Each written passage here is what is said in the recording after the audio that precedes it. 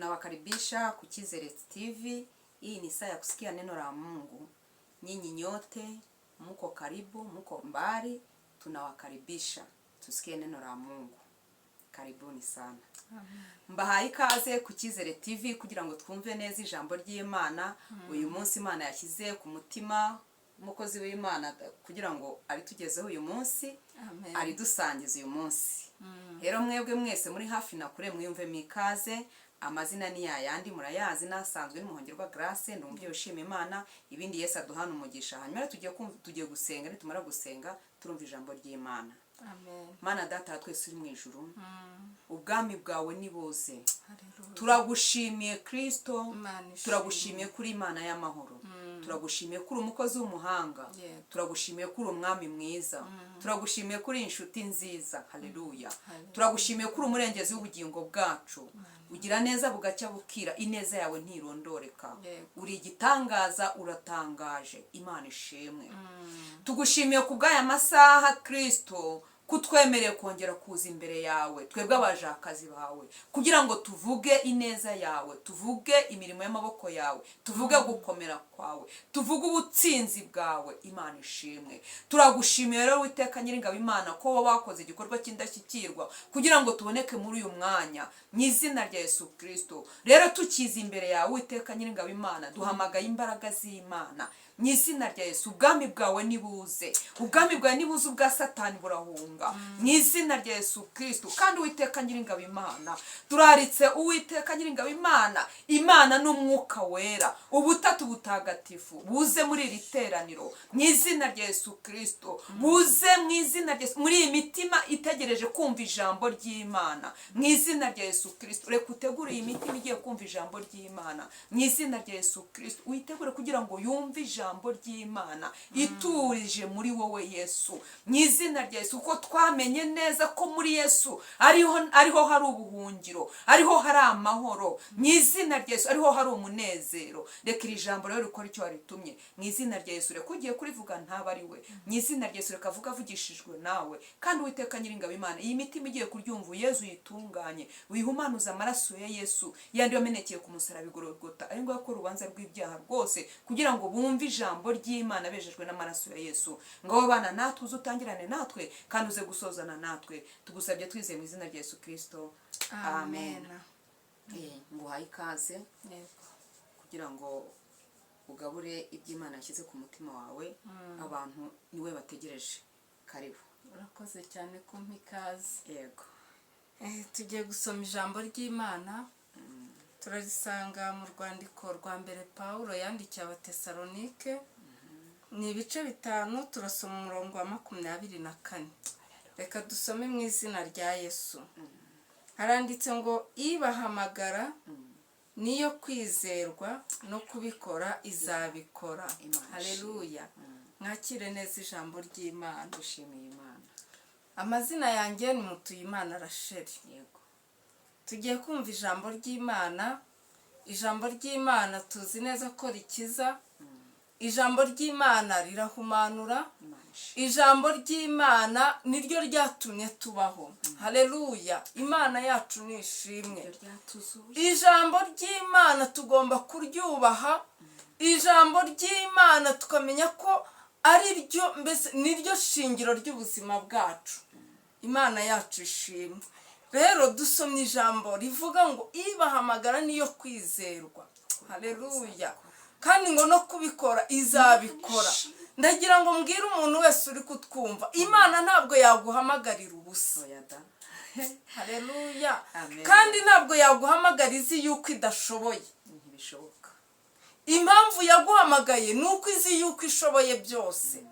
Bya bindi byakunaniye irabishoboye. Imana ishimwe. Bya bindi umuryango wawe udashoboye irabishoboye. Haleluya. Bya bindi ubona byananiranye yo irabishoboye. Haleluya. Imana yacu ishimwe.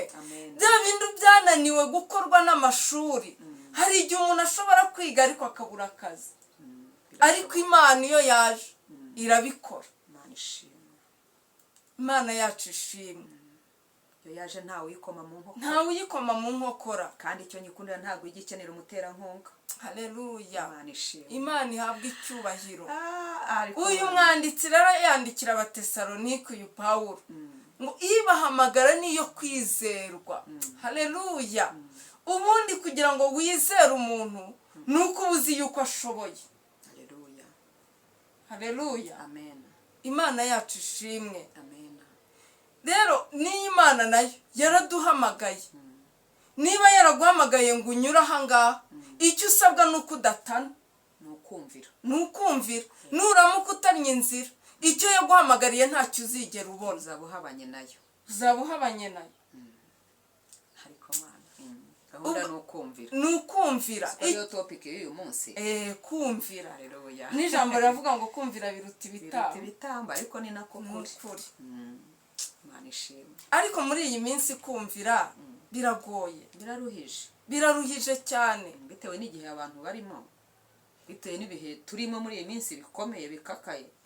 Biragoye, ariko ngo dushobozwa na Kristo uduha imbaraga. Haleluya. Ishimwe. Rero aduha imbaraga, adushoboze muri uru rugendo, kuko tumaze kumenya yuko yaduhamagaye. Tumaze kumenya yuko iyi Imana yaduhamagaye. Niba warahamagawe n'Imana, guma mu murongo. Haleluya. Guma mu murongo urimo, guma mu murongo wo gukurikira Imana, ukiranuka, udatana inzira, udakora ibyangwa n'Uwiteka. Haleluya. Wishaka kuyoborwa na kamere yawe, ahubwo ngo uyoborwe n'Umwuka iteka. Imana yacu ishimwe, kuko n'abayoborwa n'Umwuka w'Imana nibo bana b'Imana. Ni nako n'ijambo ry'Imana ritubwira, ariko buriya yego. Imana ishimwe. Amen. Imana idushoboze kuyoborwa n'Umwuka w'Imana, Umwuka wera. Haleluya.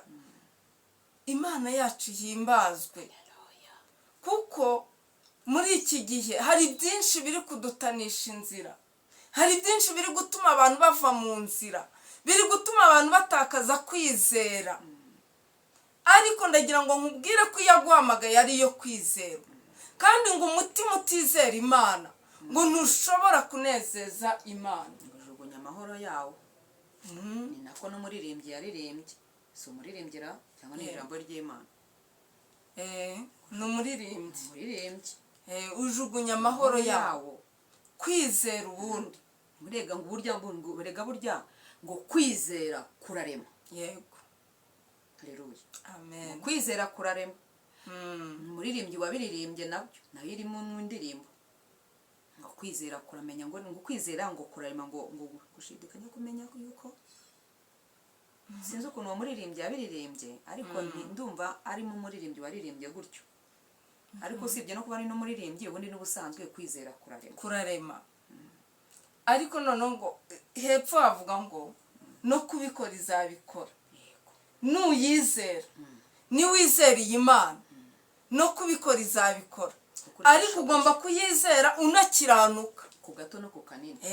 Utavangavanga, ahagaragara n'ahatagaragara. Abantu benshi rero hari igihe bizera ngo bikanga gukoreka, ngo bakabona bidakoreka. Ariko isuzume neza, uri mu rugendo neza, uri muri iyi nzira, uri gukorera Imana bikwiriye, uri gukurikiza ibyo yagusabye.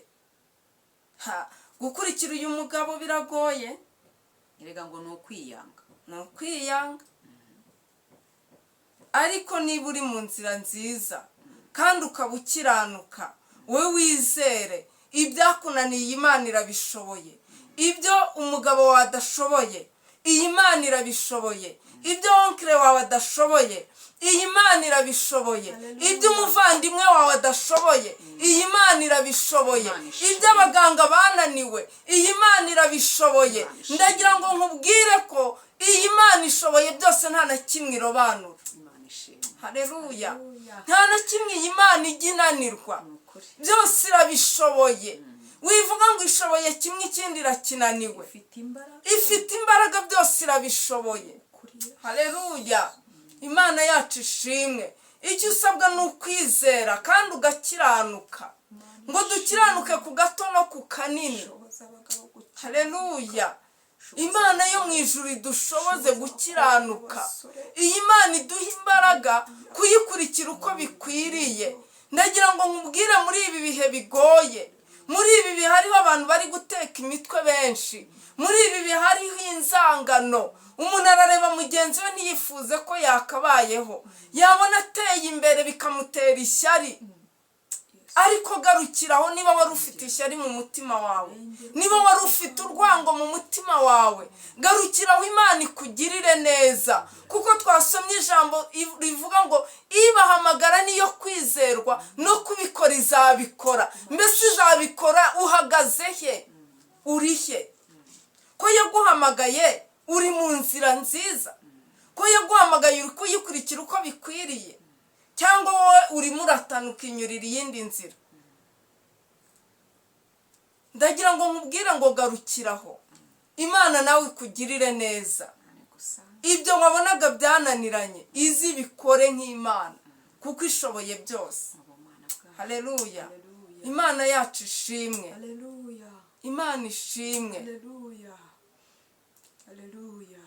Yewe musore uri kutwumva, yewe mugabo uri kutwumva, yewe mukobwa, yewe mumama, ndagira ngo nkubwire ngo niba wari uri mu bidatunganye garukiraho, garukiraho, garukiraho, wikwirirwa uca imanza. Tunganya inzira zawe bikigenda. Tungana n'izamu ryawe, tungana n'izamu ryawe, wikwirirwa wikoreye abantu ngo bamwe ngo barakijijwe abandi ntibakijijwe. Ninde wagutumye gupima agakiza? Hari uwagutumye gupima agakiza? Ni wowe utanga ijuru. Garukiraho, garukiraho, garukiraho, ujye mu murongo Imana igushakamo kugira ngo ikugirire neza. Haleluya. Ndagira ngo nkubwire ngo garukiraho, Imana ikugirire neza. Imana itugirire neza, kandi Imana iduhe imbaraga kugendera mu bitunganye, iduhe kugenda nk'uko ishaka, kugira ngo itugirire neza, kugira ngo itwiteho. Tanga umutima uboneye, tanga umutima uciye bugufi, uhindishwe umushyitsi n'ijambo ry'Imana. Kugira ngo tubabwire ngo iyi Mana irashoboye, ariko nawe ubanze uve mu bidatunganye kandi uyizere, kuko kwizera niko gukora byose. Reka dusenge Imana, reka dusengere iyi mitima yakiriye iri jambo. Imana ariko itugirire neza, aho uri hose Imana igusange, Imana igusure, ikwereka umwanya ugomba guhagararamo, ikwereka aho ugomba kuba uri kugira ngo ihagusubirize. Reka dusenge. Uri Imana nzima, uri Data wa twese mwiza, uri Imana ikomeye, uri Imana ishoboye byose, nta kijya kikunanira, uri Imana itanga imbaraga. Uwiteka Nyiringabo, turaguhamagaye muri uyu mwanya, nyemerera Data wa twese uzubane natwe, nuze udushoboze Nyiringabo, nutwambika imbaraga mu bihe nk'ibi, mu izina rya Yesu Kristo. Erega tugeze mu bihe biruhije, tugeze mu bihe byo kugukurikira bigoye. Uwiteka Nyiringabo, ibidukurura ni byinshi, ariko nsengeye buri wese uri kutwumva muri iri teraniro, kugira ngo Mwami Imana yacu umusange Uwiteka we, buri wese umwereke inzira agomba guhagararamo, kugira ngo umugirire neza mu izina rya Yesu Kristo. Uri Imana nyamana, uri Imana igira neza bugacya bukira, uri Imana itwitaho, uri Imana iturengera. Nyemerera mukunzi mwiza, dusabye imbaraga zawe, dusabye kugira ngo udushoboze mu izina rya Yesu Kristo. Uwiteka Nyiringabo, uduhe kugenda uko ubyifuza mu izina rya Yesu Kristo. Ngaho nyemerera mukunzi mwiza, uri Imana yo kwizerwa kandi uri Imana yo kwiringira.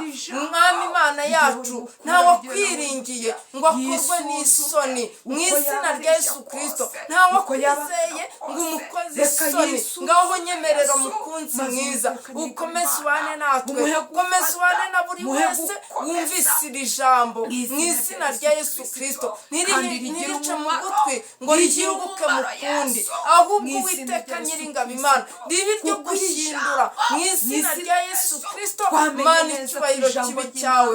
ngaho nyemerera Data wa twese komeza ubane natwe rero, turakwiragije Nyiringabo buri wese wumvise iri jambo umuha umugisha mu izina rya Yesu Kristo. urakoze kubyumvise rero, tubisabye twizeye izina ryawe ryera Yesu, amen.